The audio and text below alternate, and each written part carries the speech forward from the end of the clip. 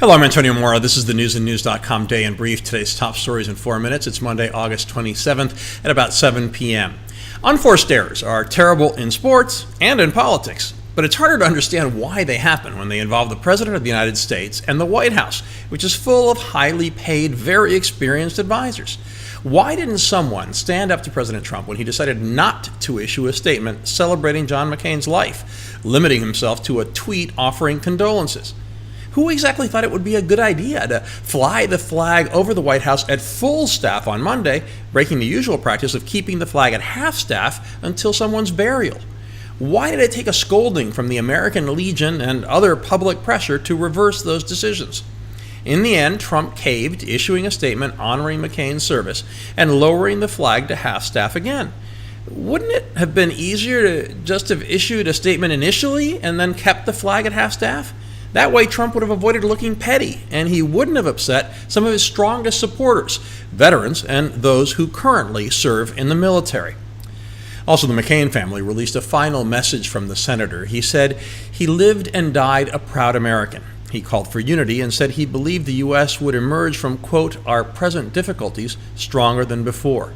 In further, thinly veiled criticism of President Trump, he wrote, we weaken our greatness when we confuse our patriotism with tribal rivalries and when we hide behind walls rather than tear them down. The war hero did not let rivalries stand in his way, even reconciling with the Vietnamese who held him prisoner and tortured him for more than 5 years. Many in Vietnam are mourning his passing.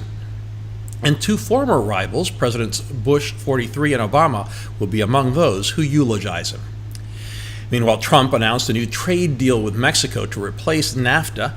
Mexican President Peña Nieto said he hoped Canada would soon join the revised agreement. Canadian Foreign Minister Chrystia Freeland said she's encouraged but will only sign an agreement that is good for Canada. We also learned the gunman who killed 2 people and shot 9 others at a Jacksonville video game tournament had been twice hospitalized for mental illness and was prescribed antipsychotic medications. Still, he was allowed to buy 2 handguns in the past month. In further evidence of the weakening of the transatlantic alliance, French President Macron said the EU can no longer rely on the U.S. and that he will unveil proposals to boost the security of the EU aimed at diminishing reliance on America. And the Catholic Church descended further into a culture war between conservatives who increasingly oppose Pope Francis and more liberal Catholics who support him. The Pope declined to address accusations from the former Vatican ambassador to Washington, a conservative, who claims the Pope was involved in covering up sexual abuse committed by Cardinal McCarrick, the former Archbishop of Washington. In our daily alternate universes segment, the great divide between conservative and liberal media was painfully obvious this morning. At 9 a.m., left-leaning CNN, HLN, and MSNBC all led with extensive segments on McCain, with an increasing focus on the controversies over how Trump initially refused to issue the statement about McCain's death and how the White House flag was no longer at half-staff. CNBC did the same. In theory, you would have expected right-leaning networks to focus on and celebrate an American hero who was a top Republican leader for decades. However, Fox Business, One American News, and Fox News chose to lead with either NAFTA or the Jacksonville mass shooting. At that hour, you could have made a strong, legitimate argument for leading with any of those stories.